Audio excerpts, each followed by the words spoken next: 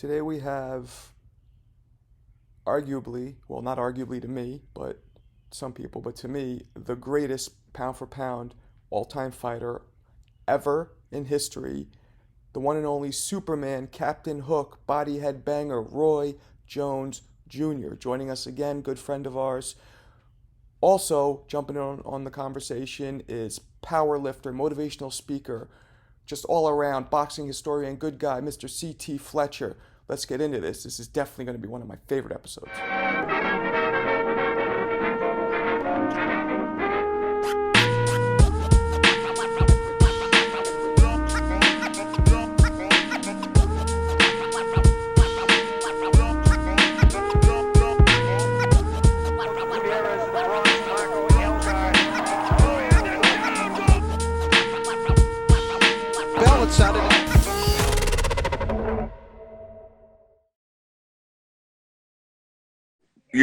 Your main guest Roy, is the legendary Roy Jones Jr. the greatest fighter of all time. There he is. Oh, There. oh. I gotta be quiet now. What's Just happening? gonna start talking shit. I gotta be quiet now. The champ is here. I can't talk no shit now. He's Get frozen. the camera straight now, Roy. You're sideways. Get the camera straight Yeah. now, Roy. I can't talk no I'm shit trying. with you sideways like that, man. There you go. There you go, champ. There you go, champ. Hey, your better. number one fan is here. I Hey, can't thank say you. nothing about Roy Jones Jr. with this. I thought I was a big Roy Jones, but you can't say shit about Roy Jones Jr. with No. that young man right there. What it is I recognize the skill and the talent and what it is. I recognize what it is. That's all. I'm not making anything up. That's true. It's like I tell That people, is true. it's like I tell people all the time. The bad thing about it is that when you look at it, the fact of the matter is this. People always say, this one, that one, other one. When you have people compare people to people, they don't say a guy is the Bernard Hopkins of UFC or the Antonio Tarver of the UFC or the Floyd Mayweather even of the UFC. They'll say a guy is the Roy Jones of the UFC. What does that tell you? Oh. How dominant Roy Jones was. You understand me? And when they speak Roy Jones, they talk dominance. So people can say what they want to. I'm not saying nothing against nobody. There are a lot of great fighters. But the point is, when they use you, I don't have to say it. I don't do it. They do it. They don't say he the Floyd Mayweather of MMA or he the, like I say, Antonio Tarver of MMA or Bernard Hopkins of MMA or even James Toney. I mean, and those guys are great fighters. But when they speak of dominance, they say Roy Jones Jr. Why? Because in all those guys' primes, who was the most dominating factor? Roy. No question about it. So it's like, I don't have to toot my own horn. That's just facts. Max Kellerman said on the thing, he said, listen, y'all said you want to. When Floyd was there in Roy Jones Jr. prime, nobody questioned who was the best at that time. They knew who the best was. There was no question about it. Now, big things come with big sacrifice.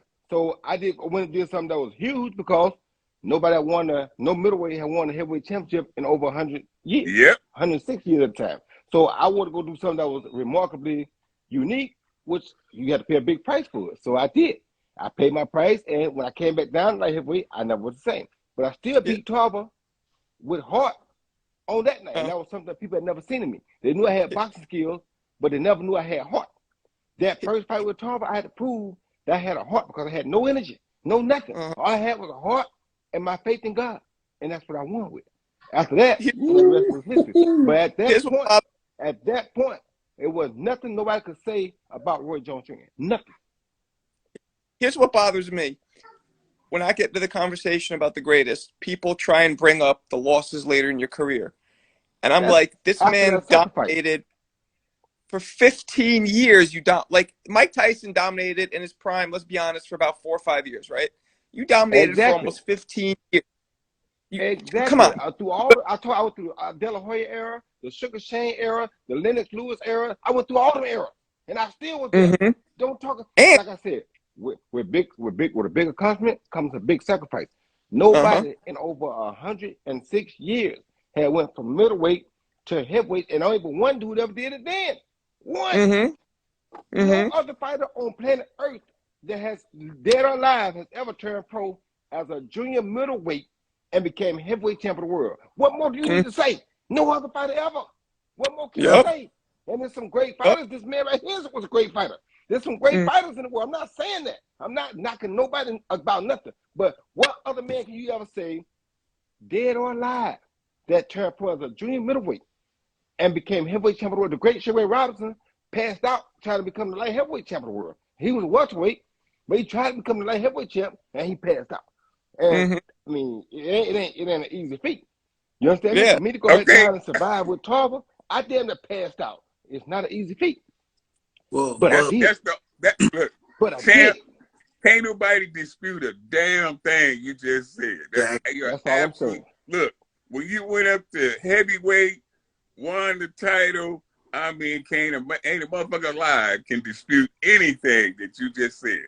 The only person that I was going to bring up is the one that you just brought up, and that's Sugar Ray Robinson. Going from welterweight and damn near won the light heavyweight title. And the only thing stopping him from doing it was exhaustion. But he damn near did it. He didn't quite do it. But I didn't damn near. I did it. Yeah. But you know what I'm gonna say, champ? You know what I'm gonna say? What's that? I'm gonna say number of fights. That's why I'm gonna give Sugar Ray just a tiny bit now, because a number of fights. He had the longevity that you had. And they'll let us have him in the fight for more. So I'm saying, if I can fight 3 times a week, trust me, or 3 times a month, trust me, I would have. So I understand, but times have changed. But let me explain this to you too. They definitely. Let me explain this to you too, though. Of all the great fighters we know, of all the great fighters you and I and all of us on the phone know, right now, if you stop and think about it, what other fighter in history would they even say that they would think could go from junior middleweight to heavyweight and have a chance? None. They ain't gonna say they ain't gonna tell you nobody that they're gonna even tell you that they believe can go do that. It just ain't gonna happen. Superman on the one. Superman on the one. But they gonna tell you somebody better than Superman? Come on, but really? Superman the only person that they believe. Wait just a minute. Superman the only person that they ever believe without kryptonite that could go up that heavy and do it for real. Ain't nobody else they believe that about. Only other person they believe that about was Ali beating George Foreman. That was the only other thing that you could equate to that, because many people didn't believe Ali could beat George Foreman, but Ali did. And Ali did it. That was a world shocker, because nobody thought he would come back and be able to beat George Foreman at that age or at that time of his life. You understand me? Well, was it any more shocking than when he beat Sonny Liston? Was it any more shocking than when he beat Sonny Liston? To me, it was, because George was a killer. What was Sonny? What was Sonny? He was destroying everybody. He was. But what I'm saying was, yeah, you're right. You kind of right. He was destroying everybody. Yeah, you're right. I mean, also, people don't realize, Roy, when you got that loss to Tarver, you were what, 34, 35? Yeah. Right? Now, you started boxing at what, age 7? 10. That's a lot of mileage. People don't realize that 34 years old, back in your era and earlier, starting to box at that young age, that's a lot of mileage. You know what I mean? So that's just the course of human nature. You fight long enough. Then, not steroids, used the right way, protein the right way, 25 pounds of muscles, not steroids. 25 pounds of muscle, get tested for steroids every time, then come back down and take that same 25 pounds of muscle back off, and have the heart to survive 12 rounds with another dude that's a magnificent puncher and win. Come on, bro. Like, you know what? Bro. Who else could do that? You know what? Come on, bro. Roy, I got to, if I had a motherfucking hat on, I'd pull the motherfucker off. Because I got to take my hat off to you. Hell yeah. What the truth is. Look, they don't give enough credit for that. Exactly. I like drug-free. For the facts. No shit.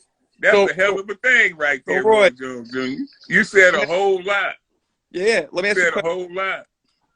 Besides up your heavyweight, shit. You said you know what? I might have to side with you, man. I might have to rethink. I always had Sugar Ray Robinson, my boy. I'm sorry. He my Sugar Ray boy too, Robinson but always been my boy. Cause I'm an older dude. That's I more get of you. my, I'm an old guy, so Exactly. it's more my era. Sugar Ray Robinson, Mm-hmm. man, I always, welterweight, damn near light heavyweight champion of the world, was whooping everybody 186 fights before he lost one. I mean, that was the man as far as I was concerned. That was the greatest of all Mm-hmm. time as in the Mm-hmm. boxing. But you know what? You're making a damn compelling argument, Roy Jones. You're making a compelling argument. Let me ask you something, Roy. Besides yourself, who do you think, excluding yourself, top 3 greatest fighters of all time? Well, That's a like good you said, question. first thing in my mind always gonna be Muhammad Ali. You know what I'm saying? Not because of his in the ring activity, but because of his Thank you. inside and outside the ring activity. You know what I'm saying? I I would never tell completely nobody that Muhammad Ali ain't the greatest fighter of all time, because if it wasn't for him, I wouldn't be who I am. So I Right. can't tell you that and I can include me. I'm gonna put him over me and everybody else, because without him, that would be no me. You understand where I'm coming Okay. from? So I'm I not completely that guy agree that with you. I'm not that guy that's too humble to say no. I'm gonna bow down to the great Muhammad Ali first, because without him, there's no me, and I'm not scared to say that. You know what I'm saying? A lot of people won't tell the truth about the facts. A lot of people won't admit that where they got it from or who they stole what from. I'm gonna tell you the truth. Without the great Muhammad Ali, I wouldn't even start boxing. You understand me? So, in my eyes, he's always gonna be number one. Okay. Number two, I'm gonna probably ride with him on Sugar Ray Robinson, because to go 186 fights before you lose one, that's a pretty good damn stretch. You understand me? And wasn't ducking and dodging nothing. See, I come from the old school, them kind of guys who didn't believe in ducking and dodging nothing. You understand me? If we played baseball, we couldn't play for the Dodgers because we wasn't dodging nothing. You understand where I'm coming from? So I agree with them guys. Number three is a guy y'all ain't gonna believe and y'all ain't gonna understand, but I'm gonna tell y'all why in just a minute. Number three, the greatest, to me, one of the best fighters of all time, and this kid, actually I got two of them. I'm gonna have a 3A and a 3B. My Okay. 3A is Salvador Sanchez. If you go back and look at Okay. 15-round fights, go back and look at him. And round one, watch how he bounces between round 1 and round 2. And round 14 and round 15, go look at him. He got the same damn bounce as he had between round 1 and 2, between round 14 and 15. That's an animal. You understand me? Who kept nothing but pressure on you all night long. Who can do whatever you want to do, however you want to do it, and whichever fashion you want to do it in, all night long. But to keep it real, and the only reason you gotta understand Sugar Ray Leonard is, to me, is another version of Sugar Ray Robinson, in the sense just that he didn't have the fights and all. So I'm not saying that because I really idolize Sugar Ray Leonard a lot too, because he was in my time. So but it's like him and Sugar Ray Robinson kind of balled up in one, to me, kind of. But the other guy who was really, really good that people don't understand was the freaking Roberto Duran. Woo! Oh, Best trickster I ever seen. You understand me? If you didn't learn tricks and learn game from Roberto Duran, you ain't got no game. Roberto Duran was the best game thrower, best game guy, mental game of any of them I ever seen. So that's my top. That's my route, my Mount Rushmore. And who do you think? Who's the greatest? Who's the best fighter you ever fought? Who would you put as like the most talented? James Turner by far. James Turner by far. James Turner by far. James Turner by far. Say what you want. Say what you want. James Turner also went up and beat Ruiz. He just failed the drug test. But James Turner, Roy Jones in his prime had a hard time hitting James Turner. You hear me?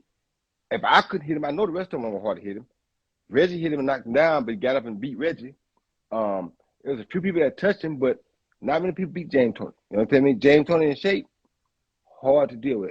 I was having a hard time getting good punches on him, and I knew he struggled with the weight, and I knew he wasn't the at his what he thought was the best. He thought because he had a size advantage, it was gonna help him, but that size advantage that night didn't help, because I knew the extra weight, if I make him use his legs, it was gonna make him drain because he pulled down too much. But that's all part of boxing as well. So I did the same thing when I fought middleweight. I had to pull down so far, but I was always using my legs anyway because I played basketball and I stayed on the go. So I was ready for it, so you couldn't get me to use mine. But as far as skill for skill goes, that's one of the toughest guys, one of the smartest, best fighters I've ever seen in my life. Still. Was there anybody you fought that you really truly didn't like? No, not about it. I didn't like Griffin after the first fight, because of the way, he talked about saying the things he just said about me between the first fight and the second fight, because truly I got disqualified, and it was really a bad disqualification to me, because all the referee had to do was say stop, and I would have stopped. But he disqualified me. Okay, I'm cool with that. But then for you to go, talk about me was kind of bad. So that kind of pissed me off a little bit. After the fight was over, I was immediately cool because I did what I had to go do, and I fixed it, and I was done with it. So that particular time, I didn't like him, but that was the only one. I'm cool with it now. Who of these old, really great fighters of the generation before us, maybe one or two, would you have liked to test yourself against?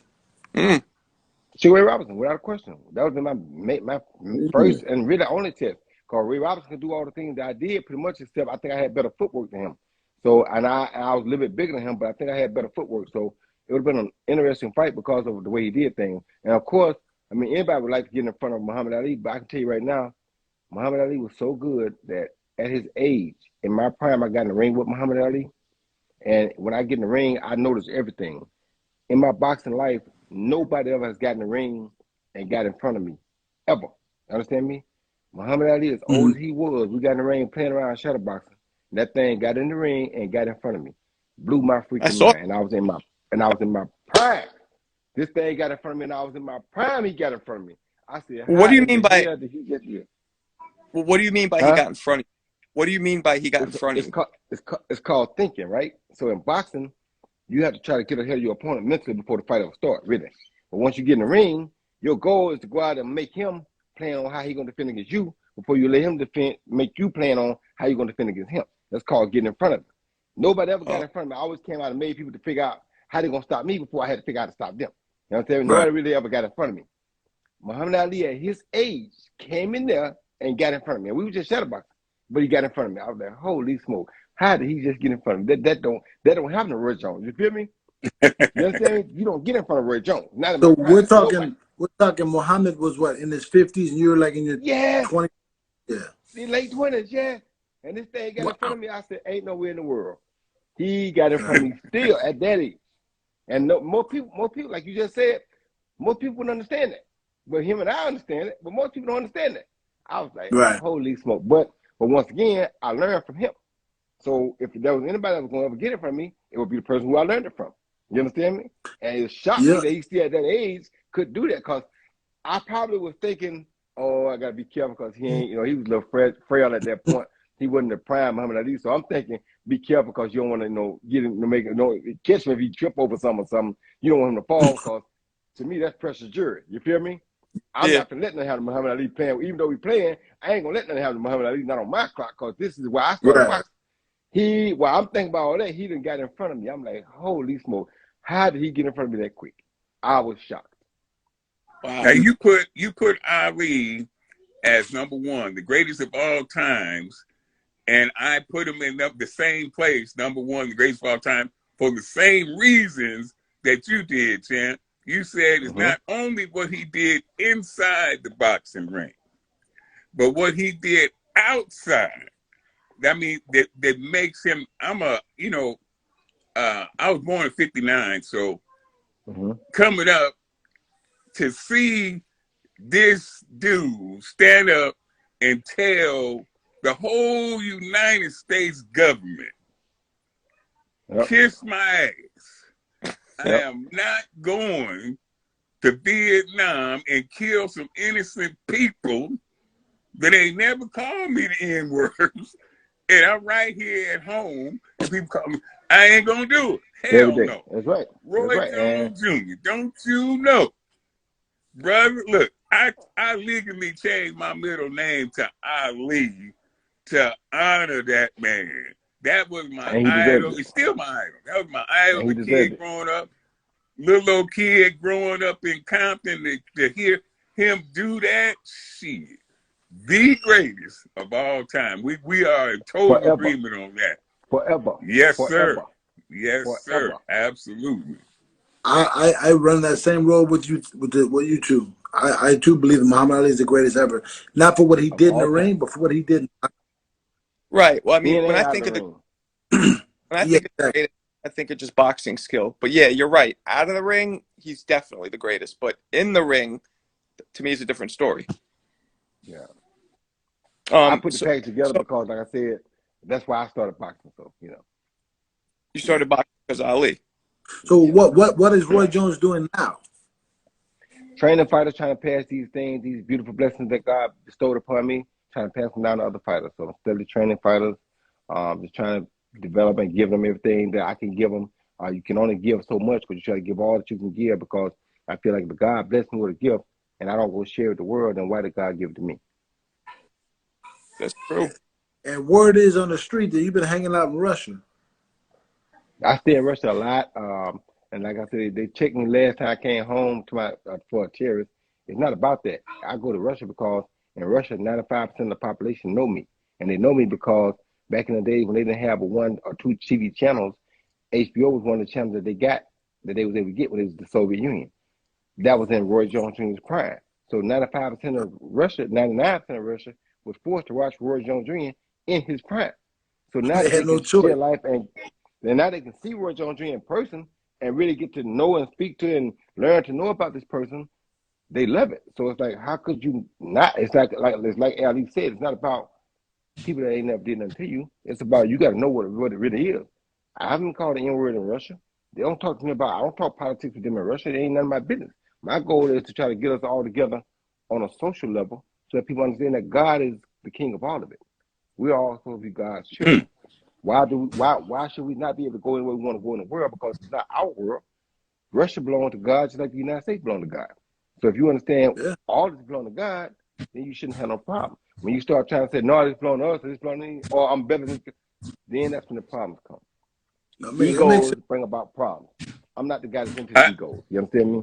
So before COVID hit, and I was traveling a bunch of different countries.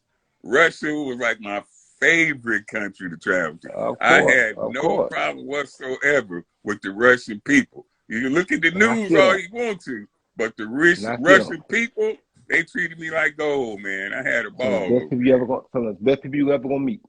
Yep, Wow. it's true. I haven't been to Russia in a long time. I should go back again. You should, because it's different when Yeah. we went back in the day. Because I went in 1986 to the inaugural Goodwill game. It was a Yeah. totally different place. It's a totally different place now than it was back then. So right now, of the crop of fighters we got right now, who do you think are the top 3? Well, to be honest, you got to give it to the top 3 earners right now would be Canelo, Terrence Crawford, and in my opinion, still I got to go with Loma, because Loma does stuff that other people can't do in the boxing ring. Now, when you talk pound for pound, it ain't about who you beat, because really he's fighting above a weight class that he should be fighting. He should be fighting 26 still, but he's fighting 35 because he's going after the competition. But people like Lopez gonna be too big for him, because Lopez is a big 35 pounder. Anybody that's a big 35 pounder gonna probably be a little bit more than he can deal with, because he's not really a 35 pounder. He's really a 26 to 30 pounder. But skill for skill, if you watch the skills and the things that he does, and you understand boxing technique, you understand that this guy's on a whole nother level. That's why they call him the Matrix, because he's on a whole nother level than most people. But he again watched me growing up. So just like I watched Ali growing up, he watched me growing up. So it put his mind Right. on a different planet, because what he watched was something totally different. Like when I watched Ali, that was something totally different. I didn't like Ali because he was normal. I liked him because he was abnormal. Loma didn't watch me because I was normal. He watched me because I was abnormal. You understand me? So to be good is one thing, but to be great, you got to be abnormal. Woo. What? You are What? like that. Why do you have Crawford over Spence? Well, because Crawford has proven like he got more names under his belt, and he's been dominant at that weight class for a little bit longer than Spence has. And like when you go to a man's yard or go to a man's city and you do donuts in that man, in front of that man's whatever, and you try to get that man in a fight, like if I would do that to James Tony, or James Tony would do that to me, we've been fighting out there on the street, because that's what school we come from. Nowadays you can talk and do all that and it's okay. But Crawford wouldn't do that, because that's how bad Crawford wanted to fight. But there was no real retaliation. So I got to put Crawford over him, because I've seen Crawford longer. I was working for HBO when Crawford blossomed. I seen Crawford beat people that should have gave him a fight. The Russian, the German dude, the Cuban dude, when he was in his prime, Crawford ate him up. The kid that came back and won a lot of fights, I forgot his name. He come back and won some good fights. Crawford ate him up. Victor Posto, who beat one of my guys, Victor Posto ain't no bad fighter. Crawford ate him up. Anybody bought Crawford, he just eat him up. I mean, and it ain't like he duck and dodge and pick. He take whoever they bring. But whoever they bought him, he ate him up. Earl, I hadn't really seen beat nobody but Kell Brook, who I never really been the biggest fan of Kell Brook. Earl did when I said that now he's going to get a test, which he did, I said, now we get to see how good he really is because he's going to fight Sean Porter. People got mad like, are you trying to say he ain't fought about it? He hadn't fought about it, but Kell Brook, who was off of an eye socket injury to Triple G before he fought him. Come on, bro, let's be real about it. I'm not trying, I ain't saying Earl ain't all that. I just ain't seen it because I ain't seen it with the opponent to bring it out of him yet. If I had seen it with somebody to bring it out of him, but I knew Porter would bring some of it out of him. And Porter did. It was a good fight until Porter got dropped. So all I was saying was now we get a chance to see, does he really have the goods? And with Porter, he showed, okay, I got the goods. It wasn't as bad as we wanted to see it, but the goods were there. But then Crawford beat Porter a little worse than he did. So I still think, but Crawford also has been at that spot for a longer time. Earl came, but Earl ain't really, to me, he still don't have the signature win to put him in that position yet. You feel me? Only reason you got Crawford to beat everything they put in front of him. And he ain't ducked the dodge nothing. He won the first guy to have 4 belts. One of the only guy, but a few of them get all 4 belts at one time. He won up them. Because why? That's what he wanted to prove that he was the best. So it's like it's hard for me not to put him up there with Canelo and then Loma. And not saying that Spence can't get there. Spence got to go prove it to me a few more times. I got to see him in action with some really good fighters that are on his level that he dominates. The ones he dominated, like I said, Mikey Garcia came up 2 weight classes. I can't really, I can't count that so much. You feel me? Then Danny Garcia, that wasn't bad. That was good, but that was but he fights the right fight to beat Danny because he kept that pressure on Danny. But I want to see, and like I said, I'm not saying that Bud beats him. That don't mean that Bud gonna beat him just because I've seen Bud do more. Just that I've seen Bud more than I've seen him. So that's why Bud gets my nod right now. Once he goes and does what Bud does, or if he go beat Bud, then he may be a better fighter than Bud. We don't know, but we don't know till we see it. You got to take it from the man. Bud did what it took to prove what it took to prove that he was the man. To be the man, you got to go beat the man. That's all I'm saying. Right. What do you think about? I'm not saying he can't, and I'm not saying that. Like I said, I don't mean that Bud better than him. You don't know till they fight. But as of now, we know what Bud can. I know what Bud can do because I've seen it. I ain't seen Crawford do quite. I ain't seen Spence do quite as much yet. What do you think about a guy in that weight class that a lot of people are talking about, who I think is very special? They better be looking out for him. They better be looking out for him because he coming. You hear me? They better be looking out for him because he coming. Trust what I tell you. All of them, while they playing around, they better keep their eyes on him now because he coming. He is a force that's going to have to be dealt with very, very soon. Yes. That's what I'm saying. For those of you watching, Jerome Boots Ennis is talking about. He's like 5'10". He switch hits. Yes, sir. He's a big problem. He's just like Crawford. He go both sides. He can do it all. So I don't know who ain't been watching him, but you better pay attention to him because he is going to become the problem of the division soon. Do you think he could have a chance against Crawford or Spence now, or you think he needs a little more experience? He got a chance against either of them now. Now, don't get me wrong. The one thing I like about Bud is a dog. So if you ain't really, really real right there, then you don't want to see Bud. But we ain't really seen him prove that yet, which is what we got to see. But if he real there, then he going to give all of them a problem because he, as far as the fundamental game goes, he got all that. We just ain't seen him test it yet. But as far as fundamental goes, he got all that covered. So he going to be a problem for anybody. But Bud going to find out if he got it right here. And we know that because we've seen Bud do that. We've seen Bud hurt. We've seen Bud in bad situations. We've seen Bud in everything we can see him in. And Bud ain't going to back down for nothing. We know that. You understand me? So it's like when you see these guys prove themselves, it means something to me. Like I said, like I tell people all the time, I don't profess that, to be the smartest guy in the world, but I don't do things by my agenda. I do them by God's agenda. I try to. And for God to give me the opportunity to shave them 25 pounds and come back and prove to the world that I got this, they never would have thought that if it wasn't for that situation. If I didn't see me shaving 25 pounds, where I had to put myself in a really, really tough situation where I had no energy to win a fight, and had to win a fight with this, they wouldn't know that I had it. I have it. So I wouldn't be proven if they hadn't seen that yet. So until you prove that, you can have all the skills in the world. Until you prove this, in my book, you ain't there yet. Let's go. Hey, can we ask about the Mike Tyson exhibition you had last year? Yeah. Hey, what about it? How'd you feel about that? Did you guys spar before, or you just went on open? First time that dude hit me in the chest, feel like a horse had kicked me in my chest. I said, "Oh my gosh!" I couldn't believe dude still could hit so hard.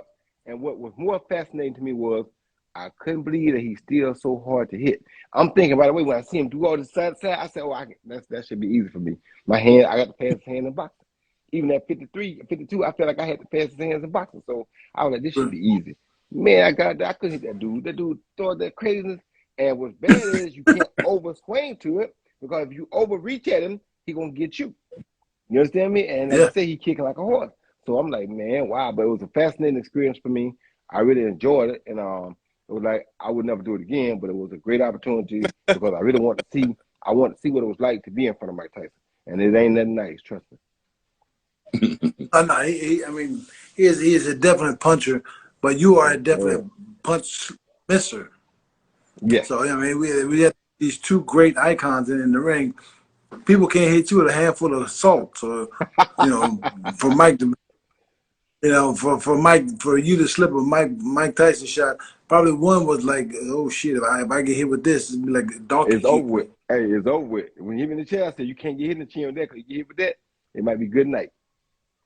Yeah. People don't realize the huge size difference. I mean, if you look at Tyson's head next to you, just a big, he's like a pit bull. Exactly. We 10 pounds apart, but we're way different in size. Size-wise, he can carry 300. I can't. So, Roy, I heard you refer to yourself as Superman. Am I correct? Did I hear you call yourself Superman? They call Superman, Captain Hook. Either one of them is fine. You know what I mean? You said Captain Hook. They call me Captain Hook. They call me Superman. Well, because the four hooks. Hey, yeah, you see there we go. Captain Hook. Yeah, you see what it say? Now wait a minute, Roy. I have look. I'm the Superman from Compton. Now, right? Well, you the Superman from Pensacola? What's happening here? How we both gonna be Superman, Roy? I'm Superman from another planet. Uh-oh. Well, you know what? I got to go mess with these grandkids. It was such an honor to get to talk to you. Look, I'm gonna have to go along with this. So I'm gonna have to move him up on my list. I might. He's right there with my boy Sugar Ray now. He's right there with him. And I'm so honored to talk to you. I got to go mess with you. I got 19 grandkids. We're going to run some of them down. Thank you, my brother. Thank you, Shannon. That's a blessing from God, brother. Thank you. Thank you guys for letting me be on you. Appreciate it. Of course. What you about to say, Jeremy? Oh, shit. I forgot now. It was probably something cheeky. Okay. But yeah. Thank y'all, man. Yeah, it was great talking to you. Let's do it again soon, man. Always great talking to y'all, and I hope y'all enjoyed. Jeremy, good to see you again, brother. I hope all is well. Yeah. I really enjoy coming on talking to you guys. And like I said, I got love for everybody, man. I ain't got nothing against nobody, but the facts kind of are the facts. You know what I mean? They say pound for pound, who covered as much weight physically as I covered? You feel me? I went from 154 to 235 pounds pretty much. I mean, 226 pounds when I fought him. That's a lot of weight covered, physical weight. Now we talk weight classes, and we talk about physical weight. Pound for pound, ain't nobody did it better than me. So for the truth is, you feel me? To me, in closing, when you put your hands behind your back, people don't realize knock the dude out. Not down, out. People don't realize how crazy that is and how True. No, it is. It's crazy. It is true. They don't understand. They don't get it, respect. but like I said, and thank y'all, man. I really appreciate that. Thank you. God bless y'all. Good to see y'all. Y'all take care. All right. Peace out, Roy. All right, Jay. You know it.